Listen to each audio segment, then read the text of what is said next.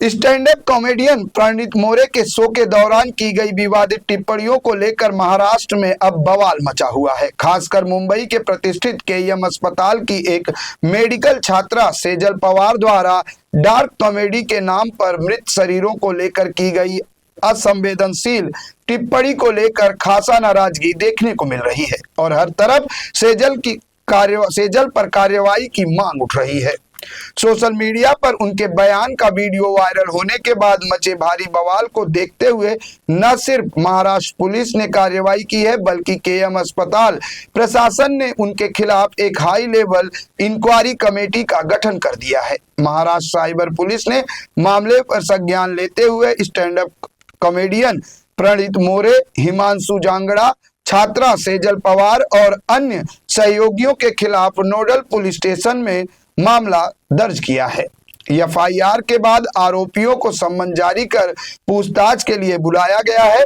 इन सब के बीच मामले को लेकर धर्म की सियासत शुरू हो गई है। इस मामले में एआईएमआईएम के राष्ट्रीय प्रवक्ता वारिस पठान ने सरकार, मीडिया और कानून व्यवस्था पर दोहरे मापदंड अपनाने का आरोप लगाते हुए तीखा तंज कसा है।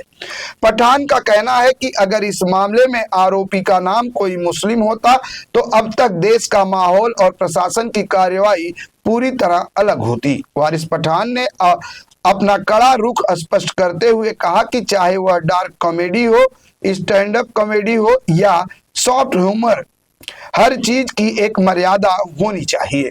उन्होंने कहा कि किसी को भी ऐसी सीमा पार नहीं करनी चाहिए जिससे लोगों की भावनाओं को ठेस पहुंचे। सेजल पवार द्वारा मृत शरीरों के निजी अंगों को लेकर की गई टिप्पणियों को पठान ने बेहद निंदनीय बताया। उन्होंने जोर देकर कहा कि वह एक डॉक्टर नहीं बल्कि केईएम अस्पताल की एमबीबीएस के तीसरे वर्ष की छात्रा है और उसका ऐसा व्यवहार चिकित्सा जगत की गरिमा के खिलाफ है।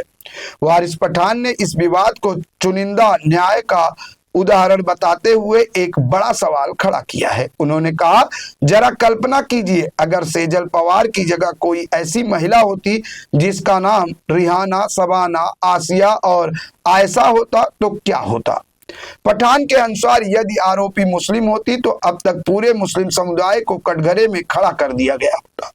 उन्होंने तंज कसते हुए कहा कि अब तक नेशनल टीवी पर डिबेट शुरू हो चुके होते और मीडिया ट्रायल के जरिए उसे देशद्रोही या आतंकवादी घोषित कर दिया गया होता। वारिस पठान ने भाजपा सरकार पर निशाना साधते हुए कहा कि अगर आरोपी कोई मुस्लिम लड़की होती तो पुलिस न केवल उसके खिलाफ एफआईआर दर्ज करती बल्कि उसके परिवार वालों पर भी केस दर्ज हो जाते और शायद उसके घर पर बुलडोजर भी चल चुका होता।